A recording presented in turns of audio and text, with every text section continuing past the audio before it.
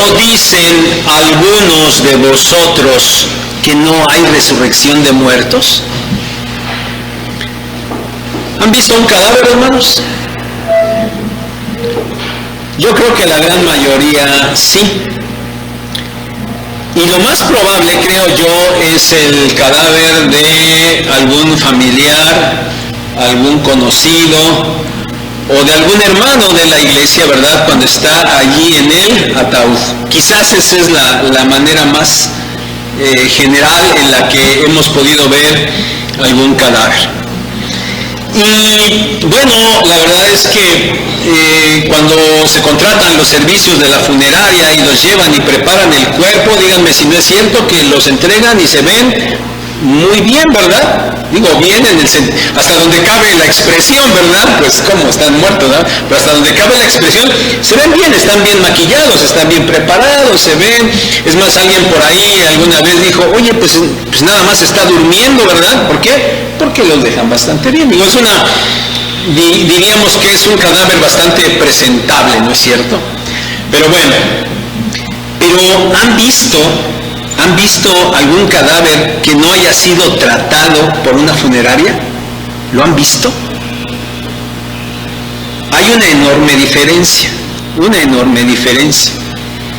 Es evidente que ese cuerpo no tiene vida. Se nota. Si cuando están preparados, digamos, se ve presentable y bueno, se puede ver, cuando no están preparados, la impresión no es tan grata. Ahora, estando en esa condición, viendo un cadáver, ¿ustedes se imaginan que ese cuerpo pueda volver a la vida? ¿Lo pueden imaginar? ¿Imaginan que ese cadáver pueda volver a la vida? Yo sé que ustedes creen en el Señor Jesucristo. Ustedes han nacido de nuevo. Y ustedes saben que cuando estén en un ataúd, porque un día van a estar en un ataúd, y yo sé que hay gente a la que no le gusta ni pensar ni que se lo mencionen, pero esa es la verdad, ¿verdad? Algún día van a estar en un ataúd, a menos que el Señor venga antes de eso y bueno, nos arrebate, pero si no es así, un día van a estar en un ataúd y seguramente que dirán que pues no importa mucho o no importa nada porque su espíritu estará en la presencia del Señor. Lo más probable es que ustedes no piensen mucho en eso, ¿verdad? Que no piensen ni siquiera que puedan imaginar cómo va a ser su estado cuando estén en la presencia del Señor. A lo mejor ni siquiera lo piensan y ni siquiera lo pueden imaginar, pero ustedes creen que van a estar allí y saben que eso va a ser muy bueno. Pero ¿se imaginan cómo se va a ver su cuerpo sin vida? ¿Cómo se va a ver su cuerpo ahí en el ataúd? ¿Se lo pueden imaginar? Pero también saben que un día su cuerpo va a resucitar. También lo saben. Les pregunto si lo tienen en mente. ¿Están conscientes, hermanos, de que a pesar de que su cuerpo estará un día en un ataúd e inclusive llegará a descomponerse totalmente, un día volverá a la vida? ¿Están conscientes de eso?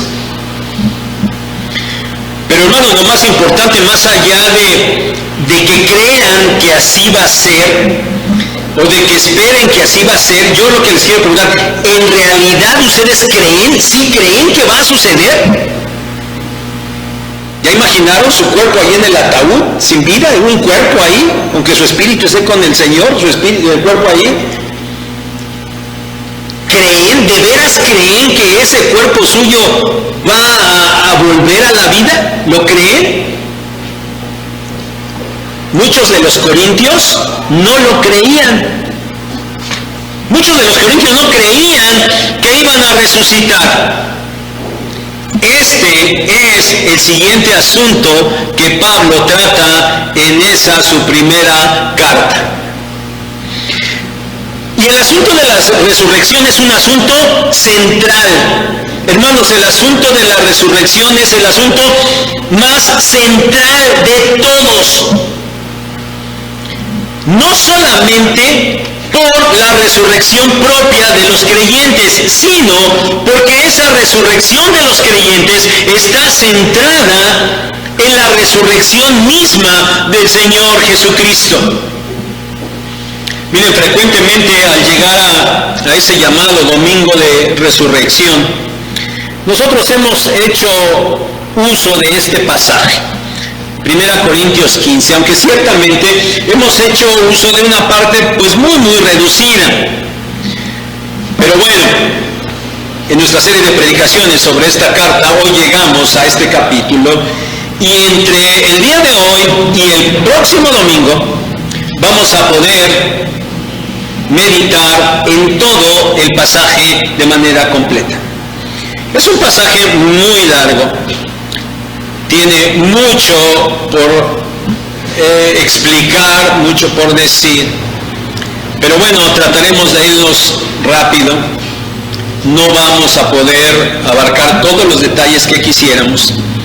El día de hoy vamos a ver solamente los versículos 1 al 34, que es como de alguna manera la primera parte en la cual Pablo va a estar atacando ese problema de la incredulidad de los corintios en la resurrección. Y ya en la segunda parte de los versículos 35 en adelante, que será el próximo domingo, Pablo trata acerca de cómo va a ser esa resurrección. Veamos pues los versículos 1 al 34 en este día. Y el primer punto es: la resurrección es el centro del mensaje del Evangelio. La resurrección es el centro del mensaje del Evangelio, versículos 1 al 11.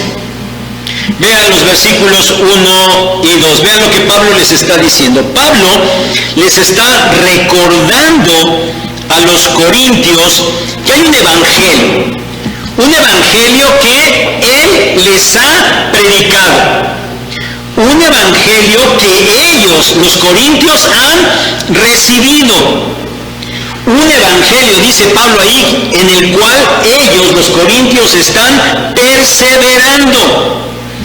Y un evangelio, dice finalmente, un evangelio por el cual serán salvos, siempre y cuando, les advierte, siempre y cuando fuera un evangelio en el que ellos perseveraran, un evangelio en el que retuvieran. Y si es que no lo hubieran creído en vano, es decir, que de verdad creyeran en ese evangelio. Ahora vean los versículos 3 y 4. El contenido de ese evangelio era algo sencillo. Dice, primero, Cristo había muerto por los pecados. Segundo, había sido sepultado. Y tercero, había resucitado al tercer día. Ese es el evangelio que les predicó. Cristo murió por los pecados, fue sepultado y resucitó al tercer día. Versículos 5 al 10.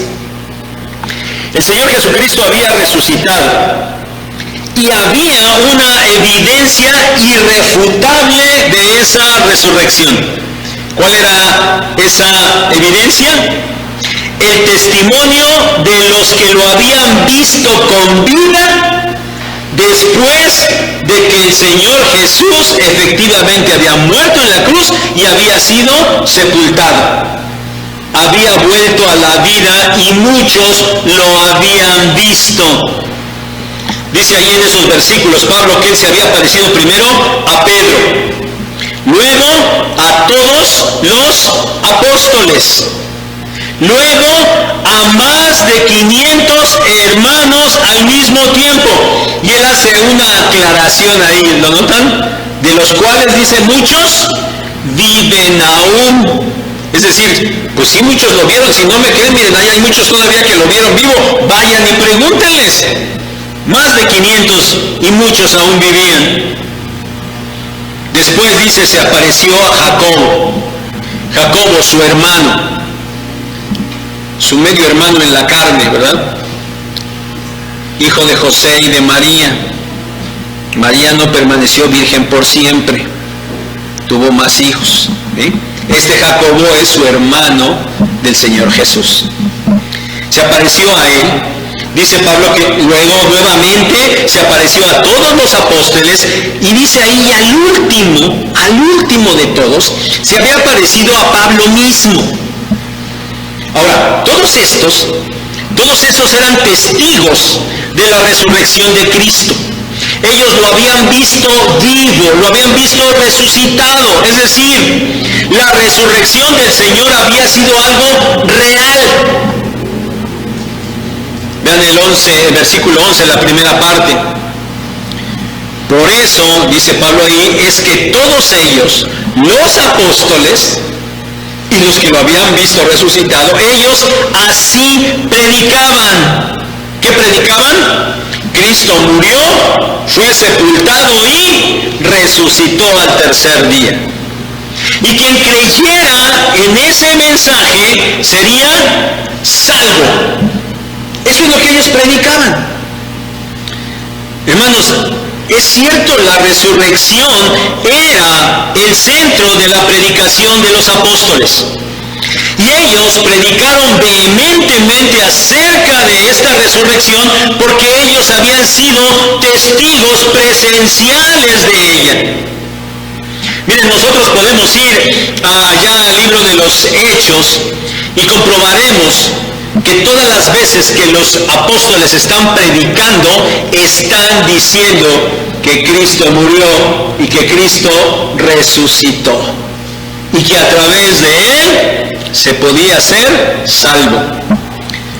Miren, en el libro de los Hechos vamos a encontrar estas predicaciones en el capítulo 2, versículos 14 al 42, capítulo 3, del 11 al 26, en el capítulo 4, del 8 al 12, en el capítulo 5, del 29 al 32, en el capítulo 10, del 34 al 43, en el capítulo 13, del 16 al 41, en el capítulo 17, del 22 al 31. Y además Pablo, al final del libro de los Hechos, cuando él está dando testimonio de su propia conversión, él señala muchas veces que él está siendo perseguido o está siendo ahí apresado por causa de que él predica la resurrección de los muertos. Capítulo 23, versículo 6, 24 del 14 al 15 y 25, 17 y 18. Hermanos, es cierto, la resurrección era el centro de la predicación y el testimonio de los apóstoles. Vean el verso 11, la segunda parte. Y Pablo dice a los corintios que así ellos habían creído. A ver, nosotros les predicamos esto y así ustedes creyeron. ¿Qué creyeron?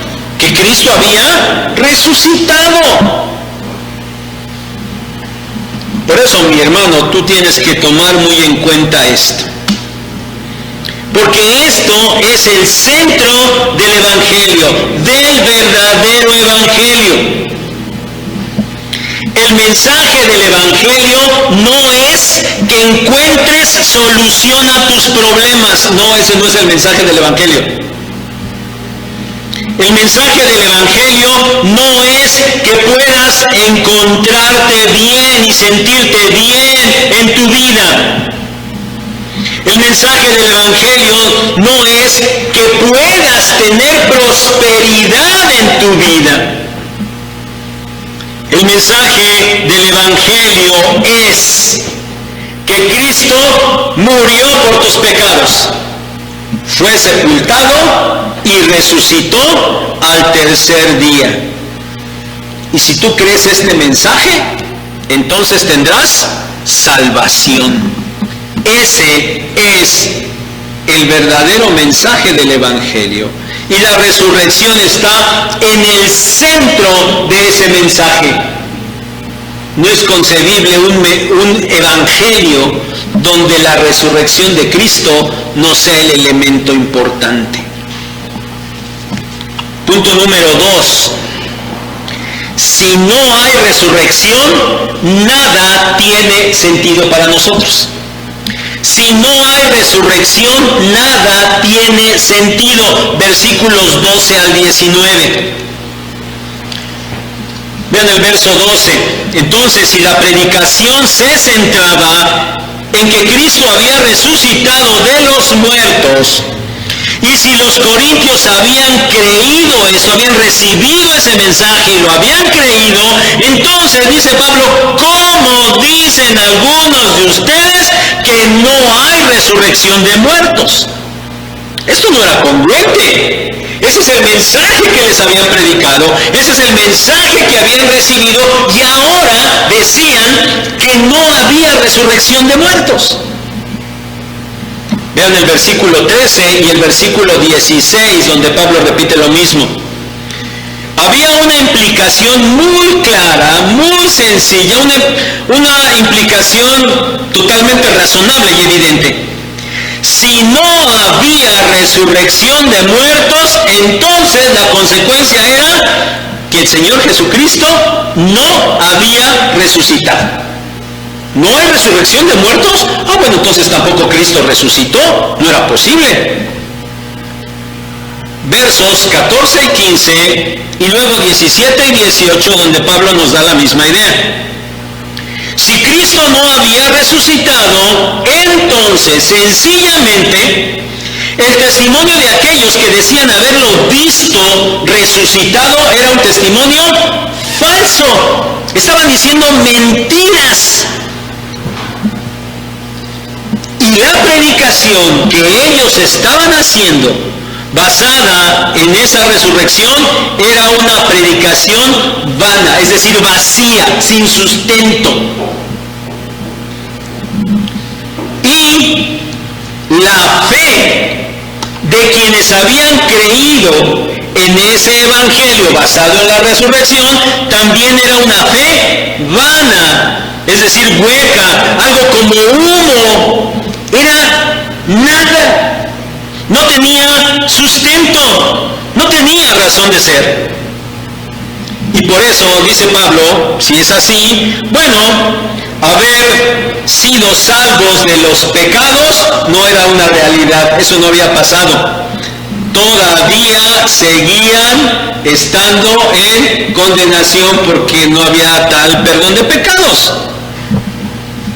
Y todavía más. Los que ya habían muerto, los que ya habían dormido en Cristo, es decir, creyendo en Cristo, aquellos que dicen, sí, pues ya me perdonó Dios de mis pecados porque yo pongo mi fe en Cristo, y murieron, cuando abrieron sus ojos no estaban en la presencia de Dios, ya estaban en la condenación, porque el mensaje era totalmente falso. Verso 19. Si no había resurrección de los muertos y por lo tanto Cristo no había resucitado, entonces esperar en Cristo, depositar la fe, la esperanza en Jesucristo era un sinsentido total. Quienes creyeran en Cristo eran los más dignos de lástima. Si no había resurrección de los muertos y el Señor Jesucristo no había resucitado, el testimonio, la predicación y la fe de los cristianos era algo falso, sin sentido. Quien hiciera o creyera esto era digno de lástima si no hubiera resurrección. Y hermanos, esto es una realidad. Yo quiero que de verdad se centren en este asunto, porque si el Señor Jesucristo no resucitó, el cristianismo está basado en una falacia. Porque está basado en un hombre que dijo que iba a resucitar, pero en realidad nunca resucitó, nada más le mintió a la gente que estaba ahí con él. Y los que dijeron que lo habían visto, pues estaban engañados. Y ya saben que hay varias teorías, ¿verdad?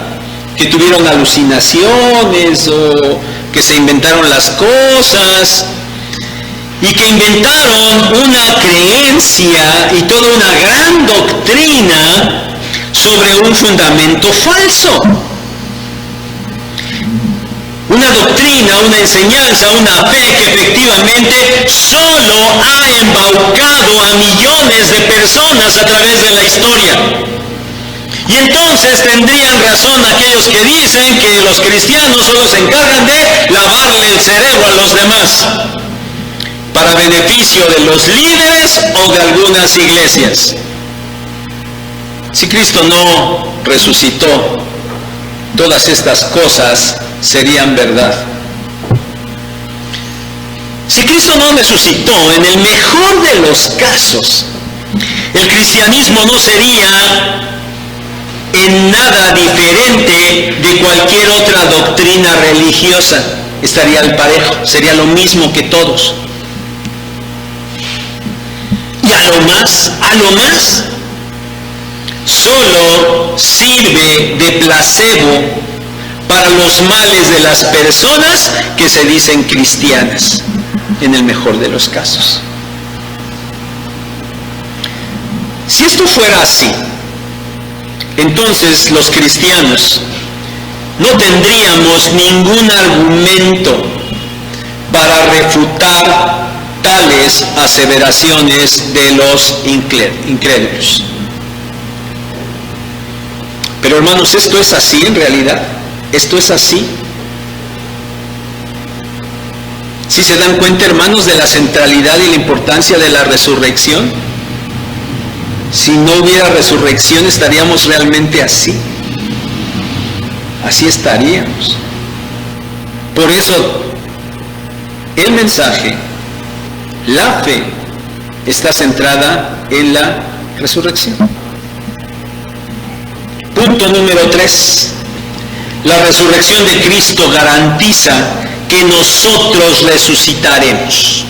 Versos 20 al 23. Verso 20.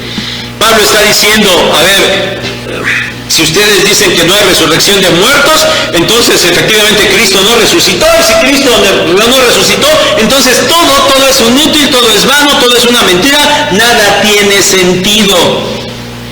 Y el verso 20 prorrumpe Pablo: mas ahora Cristo ha resucitado de los muertos, no lo pongan en duda.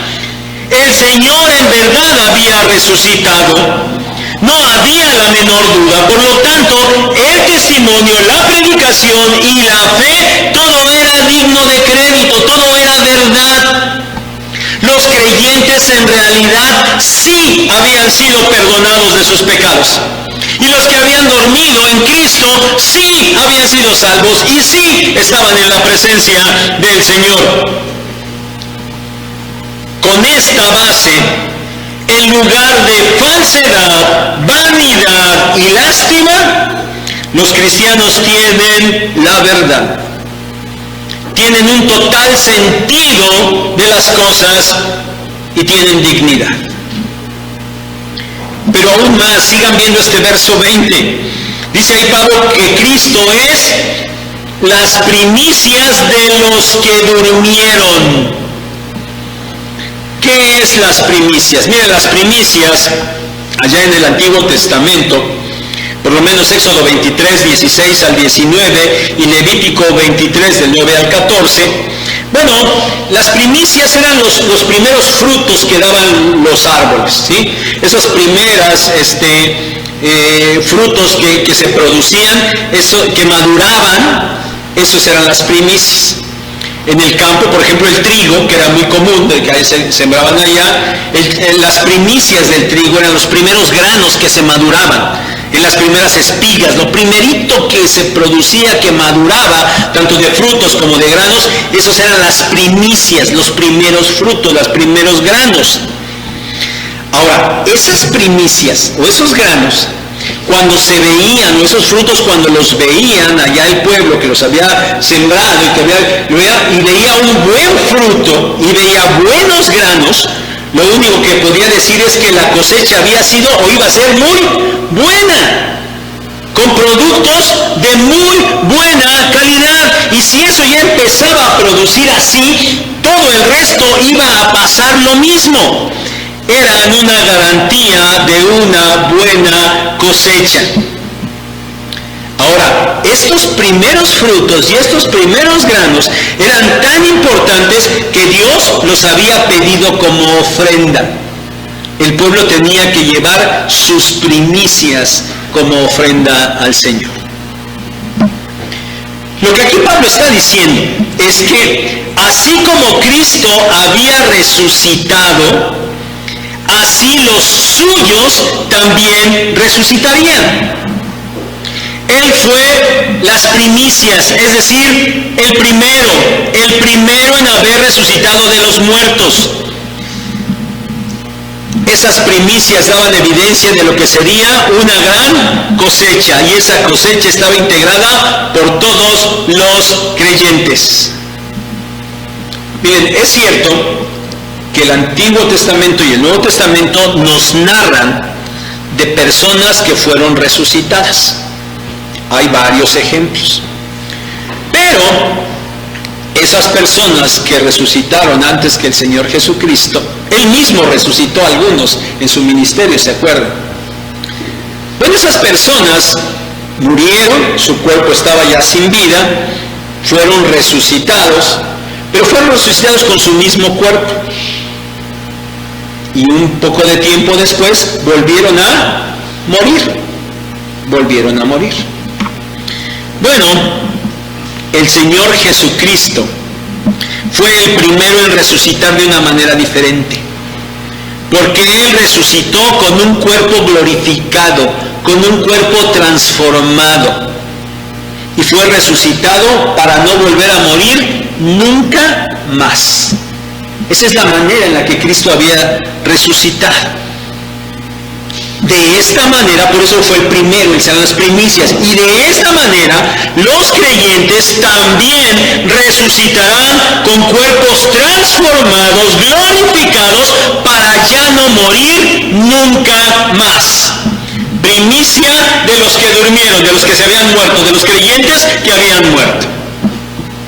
Verso 21, ahora Pablo dice que la muerte entró en la humanidad por un hombre. Y añade que de la misma manera, es decir, por un hombre, también la resurrección de los muertos ha llegado. Hermanos, nosotros sabemos, los corintios lo sabían también, que la muerte es real. Otra vez hemos atravesado la partida de alguno ser querido, de un hermano en la fe. La muerte es real. Bueno, pues de la misma manera, así como la muerte entró y es real, así también la resurrección ha llegado a la humanidad y también va a ser real. Sí, va a ser real. Versículo 22. Pablo sigue su explicación y ahora nombra puntualmente a estos dos hombres. En Adán todos mueren, pero en Cristo todos serán vivificados. La muerte entró por Adán y la resurrección, la vida, entraron por el Señor Jesucristo. Serán vivificados, volverán a la vida, serán resucitados.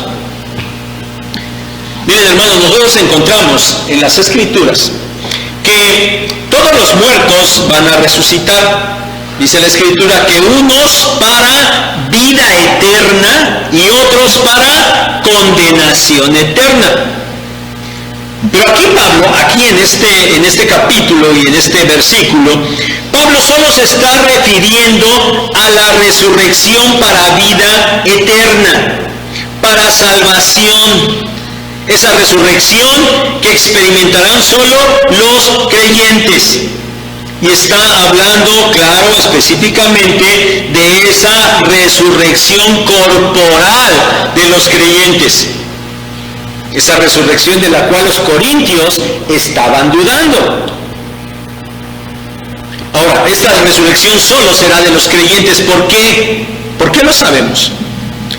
Porque lo que Pablo dice aquí, que en Adán todos mueren y en Cristo todos serán vivificados, bueno, eso significa que todos los que están identificados con Adán, y aquí entramos absolutamente todos los seres humanos, estamos identificados con Adán, y por eso todos moriremos, a menos que el Señor venga antes de que esto suceda, pero si no es así, todos moriremos. De la misma manera en Cristo, todos, pero ya no se refiere a toda la humanidad, sino a todos los que estén identificados con Él. Ellos resucitarán para ser vivificados.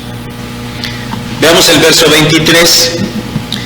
La resurrección tiene un orden, y Pablo reitera: Cristo es las primicias, lo primero es Cristo. Y dice ahí, luego los que son de Cristo. Por si hubiera alguna duda, en el verso anterior, de que en Cristo todos, absolutamente todos, serán vivificados a vida eterna. Bueno, aquí está aclarando Pablo que se está refiriendo a los que son suyos solamente, a los que son suyos. Cristo es la ofrenda primera a Dios en resurrección. Y luego la gran cosecha de los creyentes también serán presentados como ofrenda a Dios. Cristo ya resucitó hace 2000 años. ¿Y los creyentes cuándo? Dice aquí Pablo, cuando Cristo venga, cuando Él venga. ¿Se acuerdan de las predicaciones sobre Tesalonicenses? Bueno, no me contesten mejor. Pero ahí vimos el asunto del arrebatamiento, ¿verdad? Va a llegar un momento cuando todos los muertos en Cristo van a resucitar. Y los que estén o estemos, y aquí nosotros que digamos amén, ¿verdad? Cuando estemos, si el Señor viene, seremos transformados. Cuando el Señor venga, los muertos en Cristo resucitarán. Dejamos el punto anterior en la realidad de que si no hay resurrección y el Señor no resucitó, entonces nada tiene sentido. Pero si la resurrección es cierta y lo es, entonces todo es diferente para nosotros, todo es opuesto. El Señor verdaderamente resucitó y nosotros, hermanos, nosotros tenemos la certeza de que también resucitaremos, también. Punto número 4. La resurrección garantiza el triunfo final de Cristo. Versículos 24 al 28. Dice ahí, luego el fin. Luego significa después de esto. ¿Después de qué? Después de la resurrección de los creyentes y la venida de Cristo. Después de esto, entonces, el fin. ¿Qué significa esto? El final del plan de Dios. Cuando todo se cumplirá, cuando todo será completado. Después de la resurrección que irá en etapas, que bueno, cuando lleguemos a los pasajes que hablan de estas etapas, lo explicaremos, ahorita no viene al caso, pero después de la resurrección llegará el cumplimiento final del plan de Dios. Llegará el triunfo final y completo del Señor Jesucristo. Cristo ha resucitado verdaderamente. Cristo está vivo. Y Cristo en este momento está a la diestra del Padre allá en los cielos. El Señor Jesucristo dijo que iba a morir y que al tercer día iba a resucitar. Y eso fue verdad. Cuando el Señor se fue, dijo que un día iba a regresar. Y eso también es y será verdad. No hay por qué dudarlo. Un día el Señor viene, pero Él regresa victorioso, triunfante, para tomar lo que le corresponde, para ocupar su trono mesiánico, para ocupar su lugar como el Rey soberano y absoluto. Y dice Pablo que entonces Él va a suprimir, Él va a acabar con todo dominio, con toda autoridad y potencia, sea terrenal o sea espiritual. Daniel capítulo 2 y Apocalipsis capítulos 19 y 20. En su resurrección, el Señor Jesucristo ya venció a la muerte. Pero en el plan de Dios, a la muerte todavía se le permite seguir actuando. Se le permite seguir haciendo estragos en la humanidad. Pero cuando el Señor resucitado venga, incluso a la muerte va a destruir definitivamente. Apocalipsis 20:14. El Cristo resucitado tiene todo el poder, toda la potestad en el cielo y en la tierra. Mateo 28:18.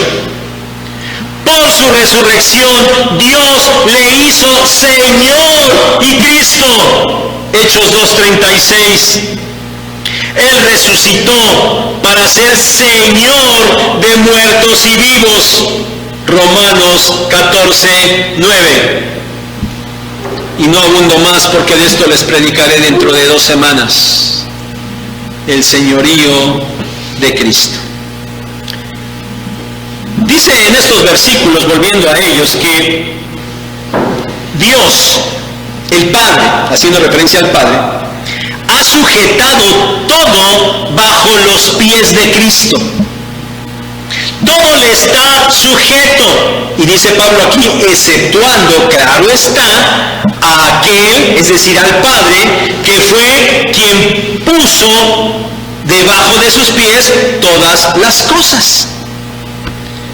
Entonces, cuando ese dominio del Señor Jesucristo se cumpla, y cuando todo esté sujeto al triunfante Cristo resucitado, dice Pablo que Él mismo, el Señor Jesucristo, se sujetará también al Padre y Dios será todo en todos.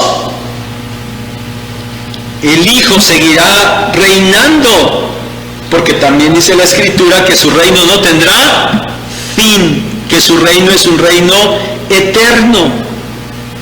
¿Qué le va a entregar al Padre?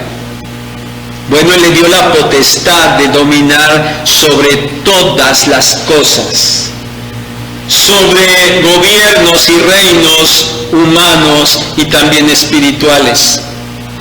Cuando Él domine en su regreso todo ello, entonces le presentará al Padre ese triunfo y todo ya dominado.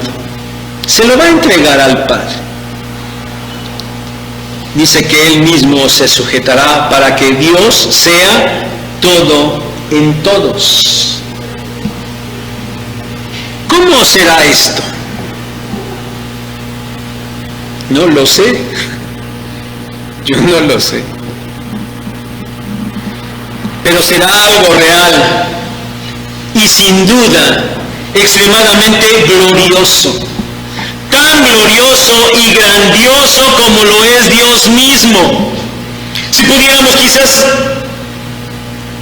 intentar imaginar un poco, y no creo que lo logremos, cómo era la bendita Trinidad en la eternidad pasada.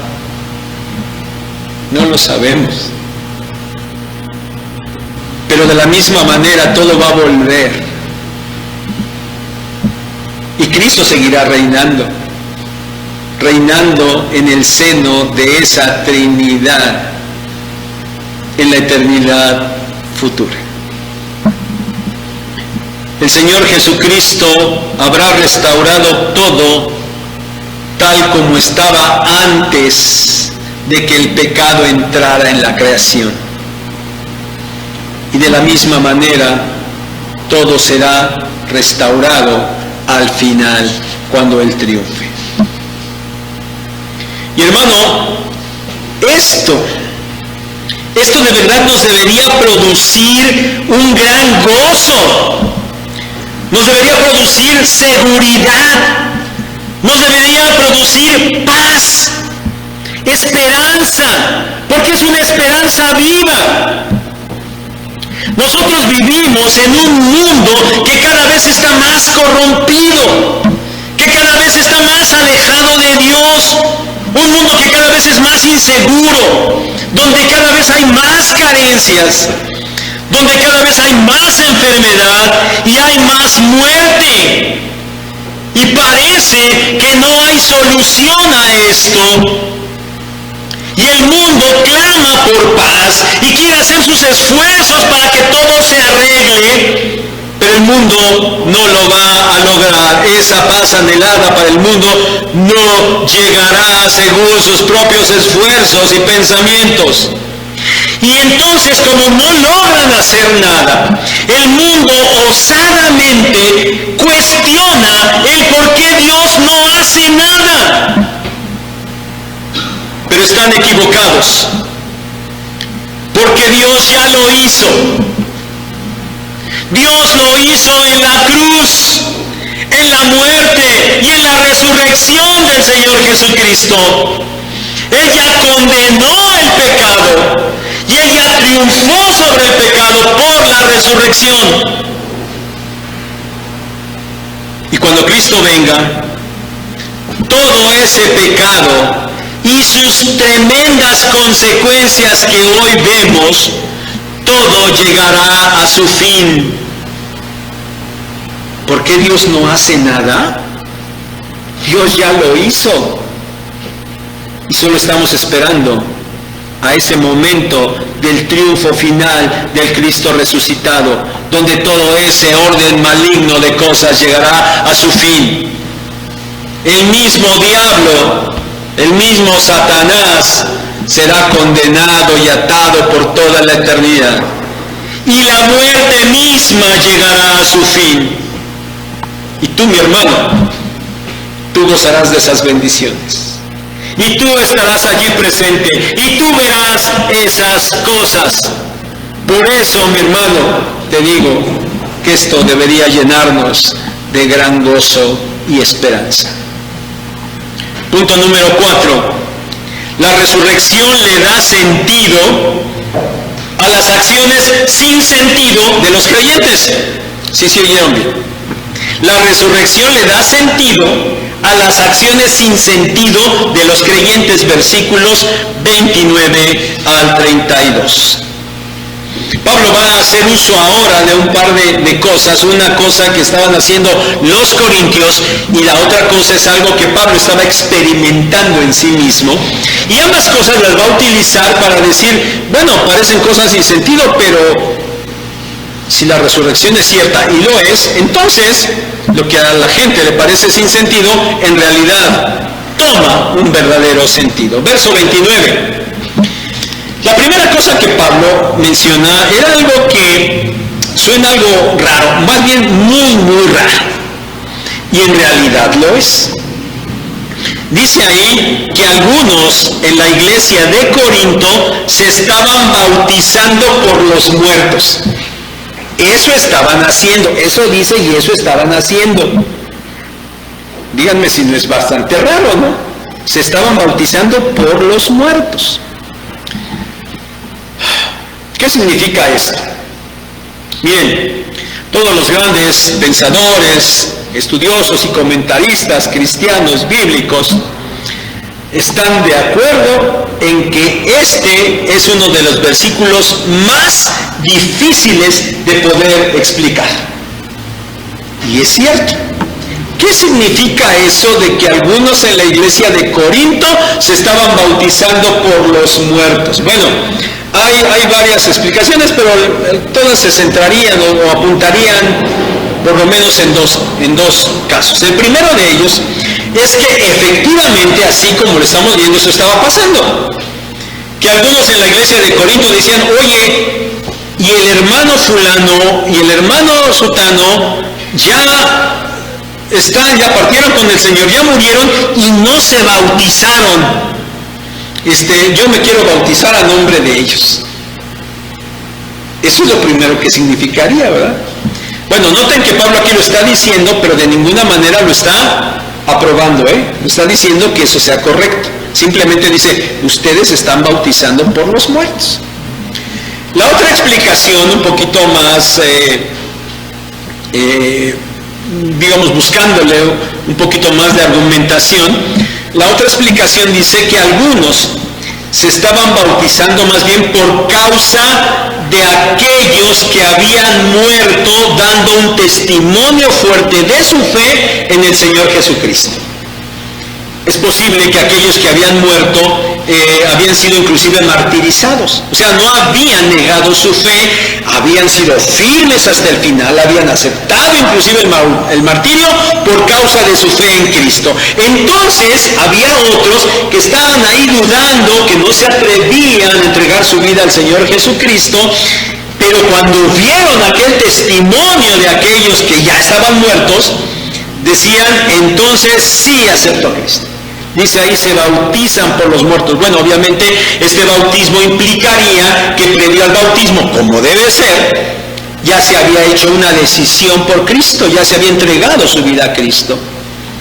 Entonces estos estaban bautizando por causa del testimonio de cristianos fieles, pero que ya habían muerto. Bueno, ¿cuál es la explicación correcta? No lo sabemos, sea cual sea, hermanos. Sea cual sea el sentido de lo que Pablo quiere decir exactamente, lo que sí es definitivo es que esto Pablo lo está diciendo para argumentar a favor de la realidad de la resurrección de los creyentes. Eran los corintios los que decían, no hay resurrección de muertos. Y entonces Pablo les cuestiona, bueno, si no hay resurrección de muertos, entonces ¿por qué ustedes se están bautizando por los muertos? Eso no tiene sentido, porque ya no van a resucitar, ya se murieron y hasta ahí se acabó la cosa, ya no hay más. Eso era un sinsentido.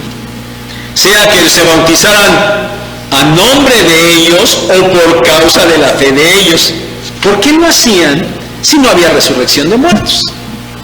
Pablo los quiere hacer entrar en razón de cómo no eran congruentes en esto. Versos 30 al 32, la segunda cosa que Pablo señala es algo en relación a su propia experiencia personal. Miren, por causa del cumplimiento de ese ministerio que le había sido entregado, ese ministerio de predicar el evangelio de salvación, bueno, él estaba continuamente en peligro, en toda clase de peligros. Y en su segunda carta, Pablo le dice a los corintios y le lista todos los peligros a los que él se estaba enfrentando por causa de la predicación del evangelio. Inclusive Pablo estaba en peligro de muerte, lo querían matar por estar predicando el evangelio. Dice también ahí que él estaba batallando constantemente contra personas que se oponían a la fe, a la predicación. Y él dice específicamente como allá en Éfeso, que batallé contra aquellos que parecían fieras. Y sin embargo, a pesar de estar en peligros, en riesgo de muerte y batallando con gente, Pablo de todas maneras, él seguía predicando el evangelio. Pero entonces, ¿qué sentido tendría esto si no había resurrección? Dice Pablo. O sea, ¿para qué hago esto? ¿Para qué expongo hasta mi propia vida? Si me matan, ahí se acabó todo. ¿Qué sentido tiene entonces? Si no hubiera, dice Pablo, más que esta vida, entonces, ¿qué dice ahí Pablo? Pues comamos y bebamos, que mañana moriremos, ¿verdad? Pues la resurrección, pues vamos a disfrutar de esta vida entonces. Hermano, quiero preguntarte, ¿en qué estás gastando tu vida? ¿Cómo estás desgastando tu vida? Porque tu vida se está desgastando, ¿no es cierto? Va pasando el tiempo y cada vez la vida, nuestro cuerpo, se va desgastando cada vez más y más. Los más jóvenes, a los que todavía no les duele nada, dicen, ¿y eso qué? Bueno, ya llegarán, van a ver. Y un día les van a empezar a doler las rodillas, la cabeza, no sé, les va a ir pasando. Pero otros ya sabemos exactamente, ¿verdad? La vida se va, el cuerpo se va desgastando. ¿En qué estás desgastando tu vida? Hoy en día, de verdad, a veces ya creo yo llega al colmo de las cosas. Pero hoy en día el estrés es lo tremendo, ¿verdad? Y todo el mundo, y sobre todo ahora los más jóvenes, les ha dado porque echarle la culpa al estrés. Y porque ya tuve que ir a la escuela, ya estoy estresado. Y porque ya tengo tarea, ya estoy estresado. Y que porque esto, ya estoy estresado. Y ya todo el mundo, no solamente los jóvenes, se estresan por todo, ¿verdad? Ese es como que el gran pretexto, la gran salida. Bueno, yo te pregunto, hermano, ¿por qué te estás estresando en la vida? ¿Por qué? ¿Por tu trabajo? ¿Por tu escuela? ¿Por lo que pretendes alcanzar en este mundo? ¿Eso es lo que te hace entrar en estrés? Mira, las cosas espirituales no tienen ningún sentido para el mundo. Porque para el mundo la única realidad es lo que puede ver y lo que tiene en esta vida. Y bajo esa perspectiva, pues claro que ellos deben de aprovechar su tiempo en esta tierra porque no tienen más, no tienen otra cosa. Y tienen que aferrarse a vivir una buena vida y a estresarse y a gastar su vida por vivir una buena vida porque no tienen más. Porque para ellos, como alguien dijo, y correctamente lo dijo, para los inconversos, estar en la tierra será lo más cerca que podrán estar del cielo. Pero la perspectiva correcta es la que Dios nos presenta en su palabra. Y esa perspectiva, hermano, tú la conoces y tú dices que la crees, que la aceptas. Tú dices que crees en ella. Pero yo te pregunto, si dices que crees en ella, ¿en verdad vives bajo esa perspectiva bíblica? ¿Vives haciendo las cosas que al mundo le parecen sin sentido? Pero cosas que a la luz de la realidad de la resurrección toman un verdadero sentido. Punto 5 y último, versículos 33 y 34. La resurrección nos debe hacer estar alerta. Pablo cierra esta primera sección sobre el tema de la resurrección, donde ha atacado el error de los corintios que dicen que no, o decían que no hay resurrección, y lo hace a manera de una conclusión intermedia. Eso me parece a mí, que es una como conclusión intermedia. Él dice lo siguiente, versos 33 y 34. Dado que sí hay resurrección de los muertos, Pablo les está ahora advirtiendo para que no se equivoquen. para que no vivan como si no hubiera resurrección, comiendo y bebiendo, dándole rienda suelta a los placeres. Esas, dice Pablo, son malas costumbres.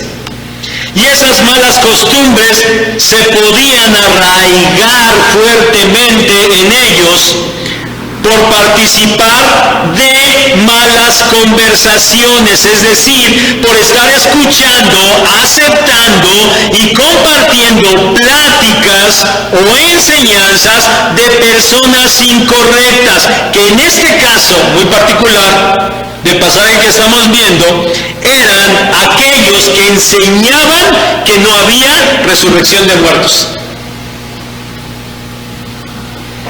Por eso los corintios deberían estar alerta, no caer en pecado, como si esta vida fuera todo lo que hubiera, como si no fueran a resucitar un día. Esto pasaba porque algunos estaban escuchando malas enseñanzas y no tenían la capacidad de discernirlas correctamente, de entenderlas, de saber si esas enseñanzas eran verdaderas o no. Y no eran capaces, dice Pablo aquí, porque no conocían a Dios. Es decir, no conocían su palabra, no conocían cómo Dios se manifestaba y cómo Dios iba a obrar. Por eso ellos prestaban oídos a lo incorrecto y vivían de manera incorrecta. Cuidado, no hagan eso. Tienen que conocer a Dios. Dice, porque hay muchos de ustedes que no lo conocen. Y dice Pablo, y esto debería de avergonzarlos. Debería avergonzarles que no conozcan a Dios.